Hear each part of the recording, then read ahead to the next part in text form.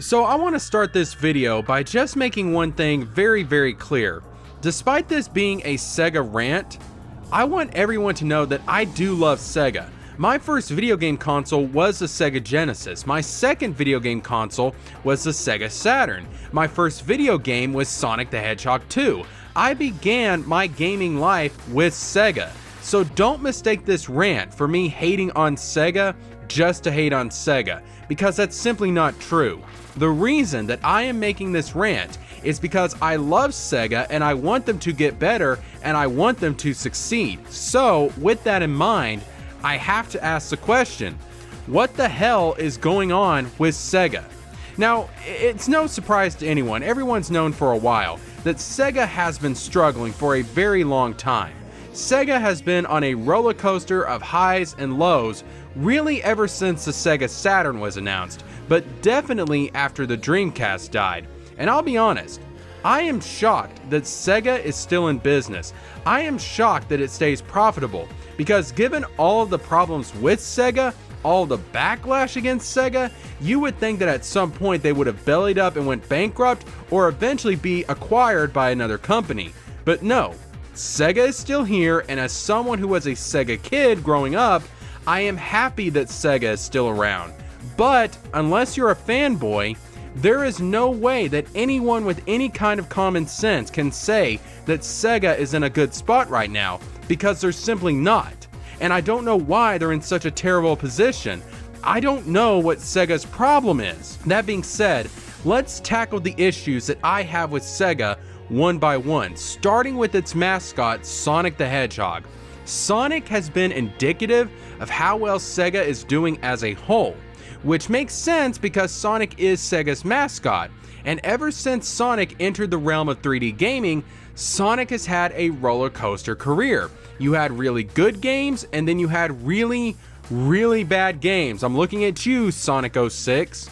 However, when we got Sonic Colors, which was a great game, when we got Sonic Generations, which was also a great game, and then Sonic Lost World, which was an okay game, it seemed like Sonic was finally back. He was having these consistently good games come out one after the other. It seemed like the Blue Hedgehog was finally back.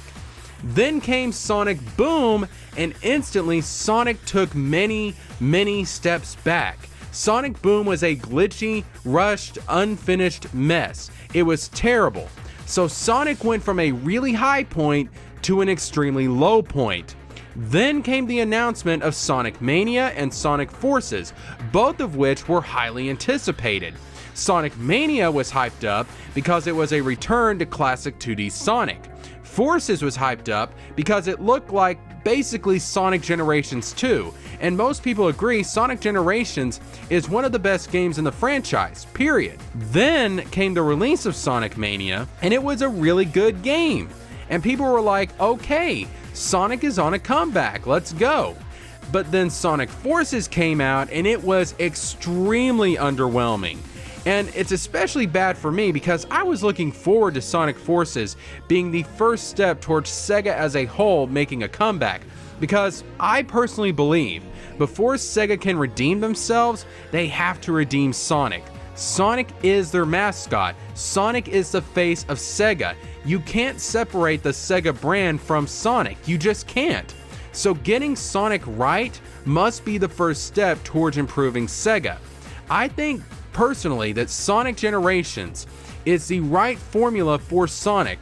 I think they have elements from Sonic Generations that make 3D Sonic games good.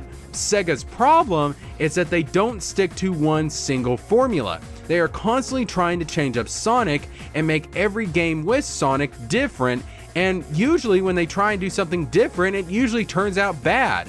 So I would say stick to the basics of Sonic Generations and stick to what makes Sonic so much fun, which is speed and beautifully designed levels and a simple story that has somewhat of an edge and an attitude. It's Sonic. Stick to the basics, for goodness sakes. You don't need to revolutionize gaming with Sonic. Just stick to the basics. That being said, moving on from Sonic, my second issue with Sega is the abandonment of its other IPs. Sega has so many IPs, and it hasn't utilized them for years. Some of them they haven't utilized for decades. Seriously, you have IPs such as Billy Hatcher, Virtua Fighter, Nights into Dreams, Panzer Dragoon, Skies of Arcadia, so many fantastic IPs, and Sega does nothing with them.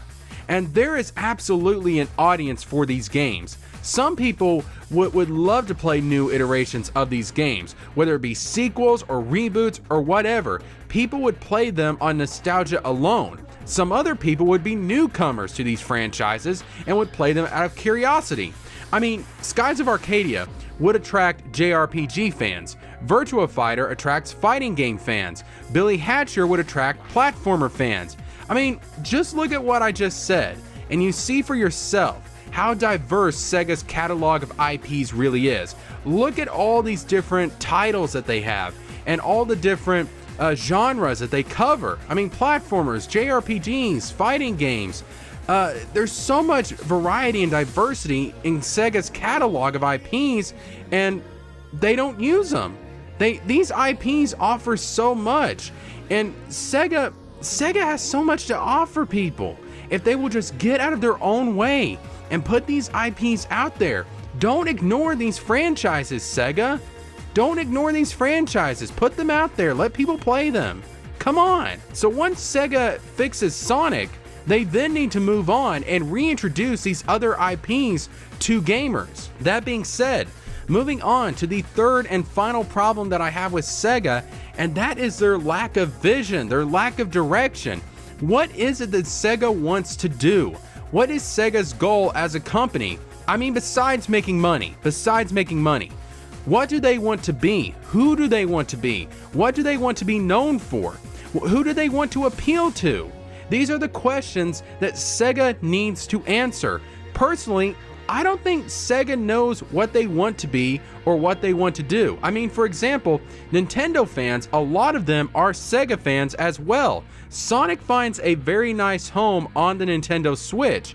Yet when it comes to the Sega Genesis Classic Collection for the Switch, it gets snubbed. It gets snubbed for the Switch. It doesn't come to the Switch. The Switch doesn't get the Sega Genesis Classic Collection. And that's crazy to me. That's absolutely crazy to me, because Nintendo fans, they like Sega stuff. They do.